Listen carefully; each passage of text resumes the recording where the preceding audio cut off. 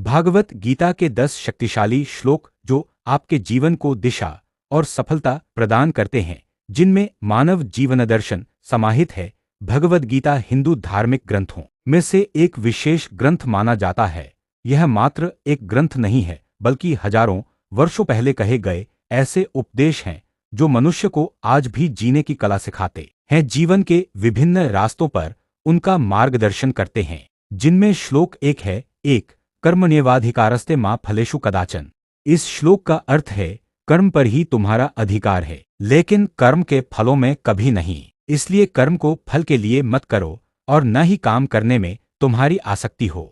Number 2, यदा यदा ही धर्मस्य ग्लानिर्भवति भारत। इस श्लोक का अर्थ है, हे अर्जुन, जब जब धर्म ग्लानि यानी उसका लोप होता है और अधर्म में वृद्धि होती है, तब तब मैं श्री कृष्ण धर्म के उत्थान के लिए स्वयं की रचना करता हूँ, अर्थात अवतार लेता हूँ। नंबर 3, हतो वा प्राप्स्यसि स्वर्गं जित्वा वा भोक्ष्यसे महीम्। इस श्लोक का अर्थ है, यदि तुम युद्ध में वीर गति को प्राप्त होते हो तो तुम्हें स्वर्ग मिलेगा, और यदि विजय होते हो तो धरती का सुख को भोगोगे। इसलिए उठो और निश्चय करके युद्ध करो। यहाँ भगवान श्री कृष्ण ने वर्तमान कर्म के परिणाम की चर्चा की है। अर्थ यह है कि वर्तमान कर्म से अच्छा और कुछ नहीं है।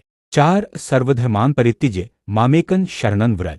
इस श्लोक का अर्थ है, हे अर्जुन, सभी धर्मों को त्याग कर, अर्थात हर आश्रय को त्याग कर केवल मेरी शरण में आओ। मैं श्री कृष्ण तुम्हें सभी पापों से मुक्ति दिला दूंगा, इसलिए शोक मत करो। 5, नैनं छिन्दन्ति शस्त्राणि नैनं दहति पावक। इस श्लोक का अर्थ है, आत्मा को न शस्त्र काट सकते हैं, न आग उसे जला सकती है, न पानी उसे भिगो सकता है, न हवा उसे सुखा सकती है। यहाँ भगवान श्री कृष्ण ने आत्मा के अजरमर और शाश्वत होने की बात की है। नंबर 6, यद्यदाचरति श्रेष्ठस्तद्देवेतरो जना। इस श्लोक का अर्थ है, श्रेष्ठ पुरुष जो आचरण अर्थात जो काम करते हैं, दूसरे मनुष्य यानी आम इंसान भी वैसा ही आचरण वैसा ही काम करते हैं, वह श्रेष्ठ पुरुष जो उदाहरण प्रस्तुत करता है, समस्त मानव समुदाय उसी का अनुसरण करते हैं। श्लोक नंबर 7, ध्यायतो विषयान् पुंसः संगस्तेषुपजायते। इस श्लोक का अर्थ है, विषयों वस्तुओं के बारे में सोचते रहने से मनुष्य को उनसे आसक्ति हो जाती है। इससे उनमें कामना यानी इच्छा पैदा होती है और कामनाओं में विघ्न आने से क्रोध की उत्पत्ति होती है। यहाँ भगवान श्री कृष्ण ने विषयासक्ति के दुष्परिणाम के बारे में बताया है। श्लोक नंबर 8, परित्राणाय साधूनां विनाशाय च दुष्कृताम् धर्म संस्थापनार्थाय संभवामि युगे युगे।